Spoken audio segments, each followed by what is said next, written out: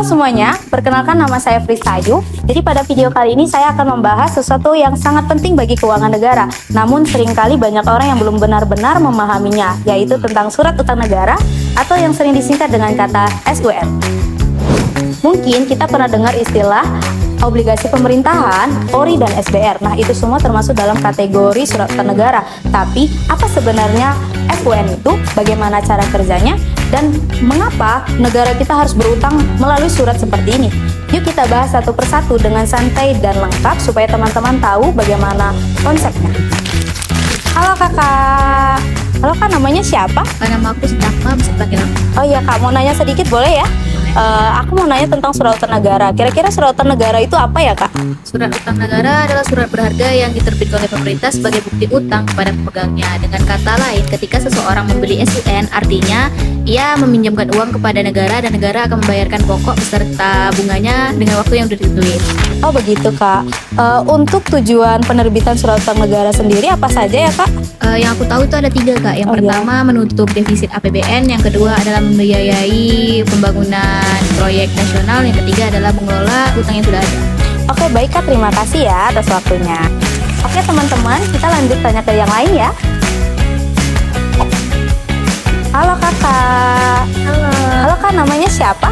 Kenalkan, nama aku Janudin Hasanah, bisa juga dipanggil Jamila. Oke kak, aku mau nanya sedikit tentang jenis-jenis surat utang negara. Kira-kira kakaknya tahu nggak ya jenis-jenisnya apa saja? Kalau surat utang negara ini ada terbagi menjadi 2. Yang pertama ada obligasi negara. Obligasi negara itu jenis surat jangka panjang. Oke. Biasanya lebih dari 12 bulan. Untuk jenis ini tuh pemerintah membayar bunga atau kupon secara berkala.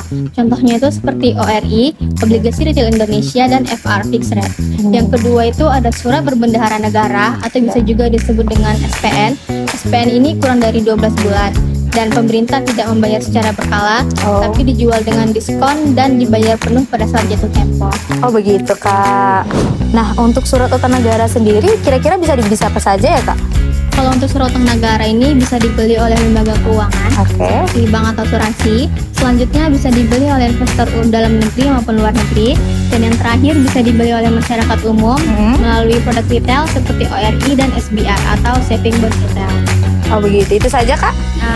Dengan kita membeli SUN, kita itu ikut berkontribusi dalam membiayai pembangunan negara sekaligus mendapatkan keuntungan dari bunga. Oh begitu kak, baik kak, terima kasih ya.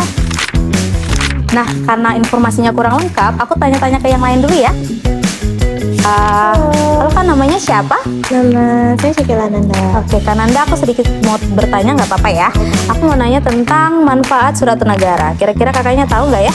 Oh, manfaat surat utang negara itu kalau bagi pemerintah, SUN itu dapat membantu dana pembangunan. Oke. Kalau bagi masyarakat atau investasi, SUN itu menjadi investasi yang sangat aman karena dijamin oleh negara. Selain itu, SUN juga dapat membantu stabilitas pasar keuangan dan menjadi acuan suku pada bunga di pasar.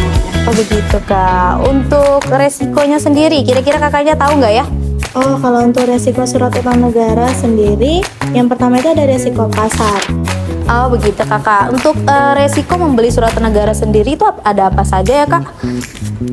Meskipun surat utang negara yang dibilang cukup aman, pasti memiliki beberapa resiko lah ya. Yang pertama itu resiko pasar, yang dimana jika harga SUN itu turun, maka suku pada bunga itu naik. Lalu yang kedua itu resiko likuiditas. Itu kenapa? Karena akan sulit menjual sebelum jatuh tempo gitu. Namun resiko itu bisa sangat kecil kemungkinannya karena dijamin langsung oleh pemerintah. Oh begitu kakak. Baik kakak, terima kasih ya.